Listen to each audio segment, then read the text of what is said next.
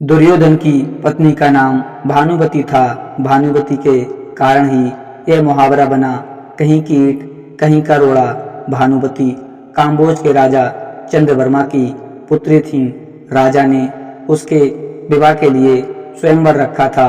स्वयंवर में शिशुपाल, जरासंध, रुक्मी, बक्र और दुर्योधन, कर्ण समेत कई राजा आमंत्रित थे। मान्यता है कि जब भानुमति हाथ में माला लेकर अपनी दासियों और अंगरक्षकों के साथ दरबार में आईं और एक एक करके सभी राजाओं के पास से गुजरी, तो दुर्योधन चाहता था कि भानुमति माला उसे पहना दे, लेकिन ऐसा हुआ नहीं। दुर्योधन के सामने से आगे बढ़ गईं भानुमति। तब दुर्योधन ने उसके हाथ से माला झपटकर खुद ही अपने गले में डाल ली। सभी राजाओं ने तलवारें निकाल ली। दुर्योधन ने सब योद्धाओं को कर्ण से चुनौती दिलवा डाली, जिसमें कर्ण ने सभी को परास्त कर दिया। भानुमति को हस्तिनापुर ले आने के बाद दुर्योधन ने उसे यह कहकर सही ठहराया कि भीष्म पितामह भी अपने सौतेले भाइयों के लिए अंबिका और अंबालिका का हरण करके लाए थे। इसी तर्क से भानुमति भी मान गईं और दोनों ने विवाह कर लिया। दोनों के दो संतान हुई। एक पुत्र लक्ष्मण था, जिसे अभिमन्यु ने युद्ध में मार दिया था, और पुत्री लक्ष्मणा, जिसका विवाह कृष्ण के जामवंती से जन्मे पुत्र शाम से हुआ था। कहते हैं कि भानुमति का कर्ण के साथ अच्छा संबंध चला था। दोनों एक दूसरे के मित्र की तरह रहते थे। दोनों की मित्रता प्रसिद्ध थी। कर्ण और दुर्योधन की पत्नी भानुमति एक बार शतरंज खेल रहे थे। इस खेल में कर्ण जीत रहा था। तभी भानुमति ने दुर्योधन को आते देखा और खड़े होने की कोशिश की।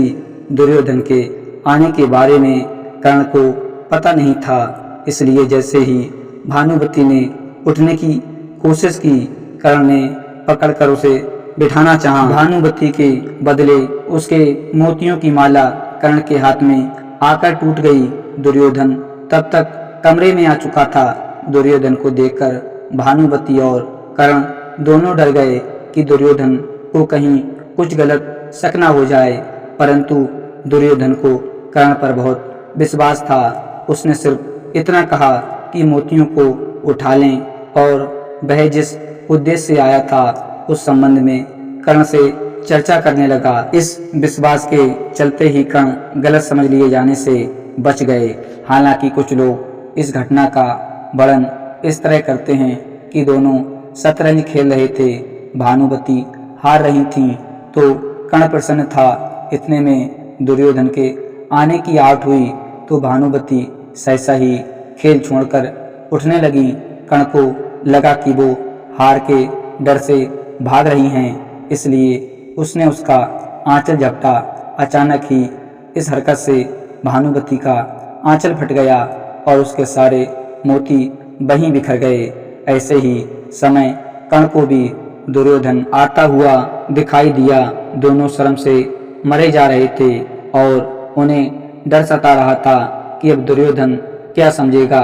जब दुर्योधन निकट आया तो दोनों उससे आंख नहीं मिला पा रहे थे। तब दुर्योधन ने हंसकर कहा कि मोती बिखरे हैं, रहने दो या मैं तुम्हारी मदद करूं मोती समेटने में।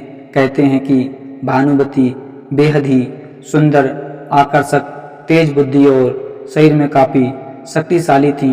गंधारी ने सती पर्व में बताया है कि भानुमति दुर्योधन से खेल खेल में ही कुश्ती करती थी, जिसमें दुर्योधन उससे कई बार हार भी जाता था।